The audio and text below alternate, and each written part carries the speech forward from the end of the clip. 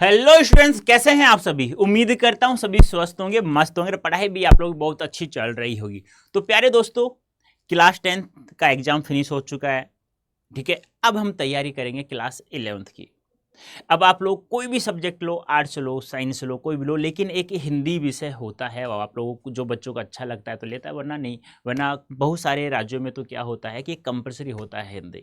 तो हम लोग क्लास 11th की हिंदी विषय के बारे में चर्चा करेंगे। वो भी हिंदी कौन सी, कोर, जिसे आधार के नाम से हम लोग जानते हैं। तो इस सेशन में हम लोग एक तो सिलेबस के बारे में जानेंगे, कौन कौन सी बुक होती है, कितने कितने चैप्टर होते हैं, हम लोग कैसे उसको पढ़ेंगे, कैसे हम लोग 95% से अधिक अंक प्राप्त कर सकते हैं बेटा। क्योंकि 3 बुक्स है आपके पास, आरो भाग फर्स्ट, वितान भाग फर्स्ट, और एक अभिव्यक्ति और माध्यम। आरो भाग फर्स्ट से आप लोग पता होगा 16 चैप्टर हैं, 8 हमारे गद्य खंड से संबंधित है, 8 हमारे काव्य खंड यानी कविता खंड से संबंधित है, और 5 चैप्टर आपके वितान भाग से हैं, और अभिव्यक्ति और माध्यम से 7 चैप्टर हैं। ठीक है, तो हम लोग पूरी चर्चा करेंगे। लेकिन मेरा यहाँ सिलेबस बताने का तात्पर्य क्या है कि आज आप लोगों को आपका सिलेबस जो है हिंदी विषय का, वो आपके दिमाग में होना बहुत जरूरी है।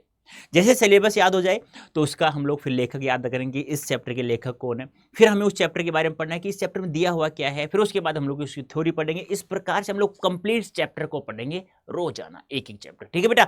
तो पहले हम लोग बात करें, हमारी पास बुक है आरो भाग फर्स्ट, जिसमें हमारे जो, यदि मैं बात करूं, जो हमारी बुक्स है आरो भाग, उसमें काव्य खंड से ये 8 चैप्टर हैं बेटा। ध्यान रखना, ये 8 चैप्टर हैं। ये 8 के 8 चैप्टर आप लोगों को एक कहानी के रूप में पढ़ना है। नमक का दारोगा है, मियां नसरुद्दीन है, अप्पू के साथ 2.5 साल है, विधाई संभाषण, गलता लोहा है, रजनी है, जामुन का पेड़ है, भारत माता, ऐसे ध्यान कर लेंगे। फिर याद करेंगे कि भारत माता के लेखक कौन है, भाई जवाहरलाल नेहरू जी हैं। इस प्रकार से ध्यान रखना है। फिर ये 8 चैप्टर हमारे काव्य खंड, कविता खंड से संबंधित हैं।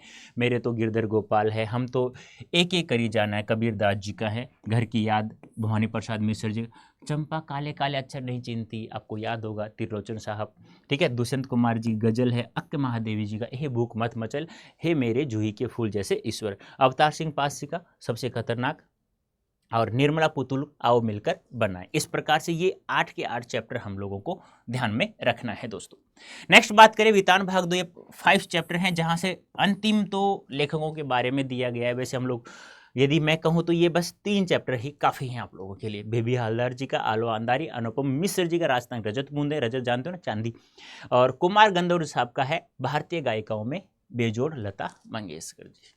लेकिन लता मंगेशकर जी का यदि आप लोग अंतिम समय का जीवन यदि थोड़ा पढ़ो ना, तो आप कहोगे कि लता मंगेशकर जी ने खुद ने कहा है कि मुझे ऐसा जीवन, यदि आगे जन्म प्राप्त हो, मुझे ऐसा जीवन नहीं दे भगवान। क्योंकि बहुत सारी चीज़ें यदि आप लोगों को झकझोर देगी, लेकिन फिर भी हम लोग को पढ़ेंगे, क्योंकि हमारे तो देश की, कहते हैं ना कि हमारे भारत देश को ऊंचाइयों पर पहुंचाने में इनका भी हाथ है। नेक्स्ट बात करें बेटा अभिव्यक्ति और माध्यम से। देखो यहाँ पे कुछ चैप्टर हैं, यहाँ लिखा हुआ है कक्षा 11, कक्षा 11, ये 12 का है, ये हमें नहीं पढ़ना है, ये हमें, मैं इसलिए लेकर आया हूँ कंप्लीट चैप्टर, जिससे आप लोग पता चले कि अब जैसे आप बुक ओपन करो और इसमें कक्षा 12 के भी क्यों दिए हैं, क्योंकि कुछ बच्चों को नहीं पता होता। तो बेटा ये अभिव्यक्ति और माध्यम बुक है ना, ये एक 11th और 12th की एक कॉम्बो बुक्स है। इसमें 11th के भी चैप्टर होते हैं, 12th के, 11th के होते हैं वो 11th वाले पढ़ो, 12th वाले 12th के पढ़ो, ये ध्यान रखना है। तो हमारे पास ये 2 चैप्टर हैं फिलहाल, संचार माध्यम और पत्रिका के विभिन्न आयाम है। फिर हम लोग बात करें, यहाँ से हम लोग कुछ भी नहीं करना, 6, 7, 8, और यहाँ पे फिर 9, 10 है, डायरी लिखने की कला है, और एक है कथा पटकथा। फिर यहाँ से हम लोग इनको भी ध्यान नहीं रखना है। फिर हमारे पास 14, 15 और 16 यानी कार्य, लेखन और प्रक्रिया है, शवरत जिसे हम लोग बायोडाटा कहते हैं, सीवी, एक कोश, एक परिचय। ये हम लोगों को 7 चैप्टर, 3 और 2, 5 और 2, 7 चैप्टर मात्र हमें अभिव्यक्ति और माध्यम से। ये बुक सभी के एक सरदर्द बनी हुई रहती है। इसका सरदर्द मैं शुरू में ही आप लोगों को स्टार्ट में ही समाप्त कर दूंगा, चिंता बिल्कुल भी नहीं करनी है। कंप्लीट पढ़ाऊंगा एक एक चैप्टर को बहुत अच्छे से। अब आप लोग कैसे प्राप्त करेंगे 100% मार्क्स या 90% से अधिक अंक कैसे प्राप्त करेंगे? तो जब जब लाइव सेशन लगे आप लोगों को अटेंड करना है बेटा। पीडीएफ आपको जैसे मिल जाए तो आपको रिवीजन भी करना है, उसके साथ में प्रैक्टिस भी करना है। फिर मैं ये कहता हूं कि प्रत्येक चैप्टर की जान जो होती है वो एमसीक्यूज होती है। प्रत्येक चैप्टर के 1 लाइनर हमें क्वेश्चन आंसर लिखना है, बनाना है एक एक लाइन से, जिसे मैं एमसीक्यूज, मल्टीपल चॉइस क्वेश्चंस कहता हूं। फिर सब्जेक्टिव क्वेश्चंस आपको पता ही होगा, लेटर राइटिंग वाले, वो तो आप लोग ध्यान में रखना होगा। फिर उसके बाद हम लोग प्रीवियस ईयर के क्वेश्चंस हम लोग हल करेंगे। इतना कुछ हम लोग क्रम भाई जैसे कर लेंगे, एक बार विश्वास करो, अंतिम समय जब तुम लोग एग्जाम दे के आओगे ना बेटा, आप कहोगे हाँ यार सर ने सिलेबस वाले दिन ही कंप्लीट बता दिया था कैसे हम लोगों को पढ़ाई करना है, ठीक है।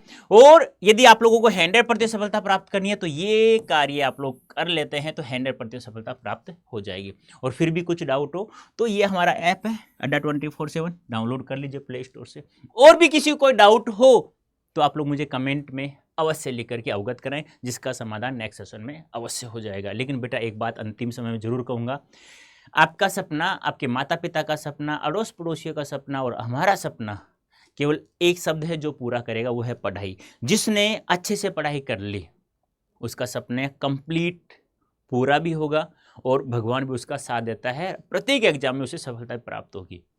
और जो पढ़ेगा नहीं उसका इस संसार में कोई वैल्यू नहीं होगी और ना ही कोई उसे पहचानेगा। आपको अपनी पहचान बनानी है तो आप लोग रोजाना 8 से 10 घंटे पढ़ना होगा बेटा। तो okay, tata bye bye, thank you so much. लेकिन जिसको कोई डाउट हो तो मुझे कमेंट करके अवश्य अवगत कराएं बेटा, क्योंकि मुझे पता चलेगा तभी तो मैं उस समस्या का समाधान करूंगा। तो अभी के लिए इतना ही, धन्यवाद बेटा।